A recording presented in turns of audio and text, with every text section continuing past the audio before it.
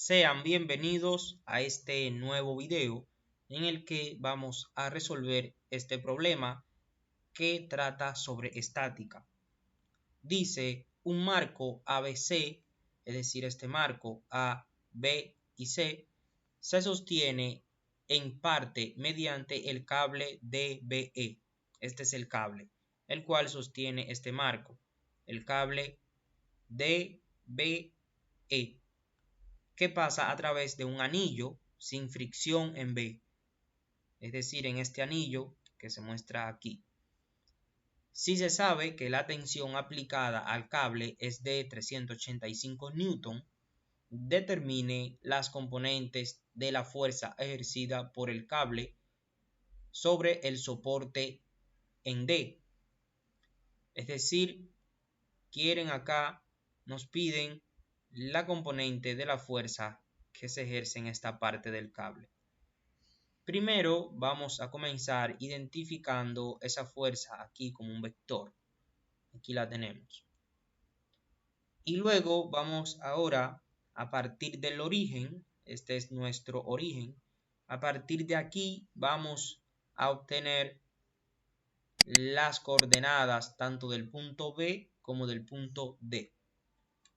Por aquí tenemos la coordenada del punto B, que en X vemos que es 480, aquí lo tenemos, en Y es 0 y en Z son 600 milímetros.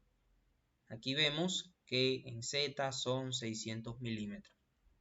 De manera similar, vamos a obtener las coordenadas del punto D.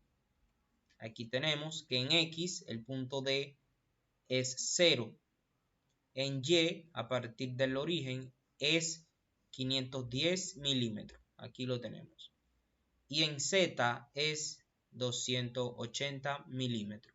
Ya que tenemos la componente de cada uno de esos puntos, o mejor dicho, las coordenadas de esos puntos, vamos a obtener ahora la componente de la longitud de ese vector de la siguiente manera. Vamos a restar en X, vamos a restar este de este. En Y vamos a restar el 510 de 0 y en Z vamos a restar el 280 de 600. Es decir, vamos a tener el vector de B será igual a 480 menos 0, 0 menos 510, 600 menos 280. Eso será igual a 480 menos 0 nos da 480, 0 menos 510 nos da menos 510, 600 menos 280 nos da 320.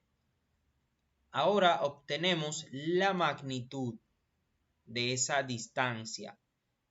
Tenemos que esa distancia es la suma al cuadrado de cada componente y luego a eso le buscamos su raíz. Si resolvemos todo eso, obtenemos que esa distancia es 770 milímetros. Ahora vamos a obtener el vector lambda, que es la componente de la longitud del vector entre la distancia del vector. Aquí tenemos 1 entre 770 multiplicado por el vector dB. Ahora, para obtener la componente de esa fuerza, tenemos que la fuerza es igual a la magnitud de la fuerza por el vector lambda. Tendremos que eso será igual a la fuerza en X por el vector Y más la fuerza en Y por el vector J más la fuerza en Z por el vector K. Ahora vamos a tomar esta parte de acá, F por lambda, y lo vamos a sustituir. Tenemos la fuerza por la distancia en X, que es esta parte de acá, dividido entre la distancia, que es 770. Es lo mismo multiplicar la fuerza por todo esto, más la fuerza por la distancia en Y, que es esta parte de acá, menos 510, entre la distancia, que es 770, más la fuerza por la distancia en Z, que es 320, entre la distancia, que es 770. Ahora vamos a tomar cada una de estas componentes y la igualamos con su respectiva componente de este vector. Es decir, para la componente de la fuerza en X, vamos a igualarla con esta expresión de acá. Para la fuerza en Y, la vamos a igualar con esta expresión de aquí. Y para la fuerza en Z, la vamos a igualar con esta expresión de aquí. Vamos a tener, para la componente de la fuerza en X, tenemos la magnitud de la fuerza por la distancia en X entre la distancia, es decir, entre 770.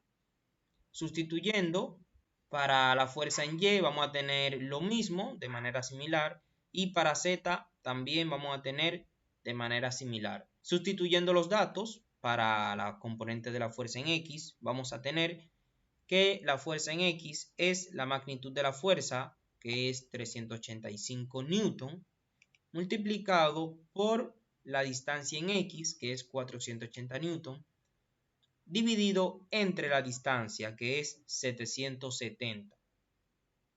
Aquí lo tenemos, resolvemos esa operación y tenemos que la componente de la fuerza en X es de 240 newton. Lo mismo vamos a hacer para la fuerza en Y y tenemos la fuerza, que es 385 newton, multiplicado por la distancia en Y, que es menos 510, dividido entre la distancia, que es 770.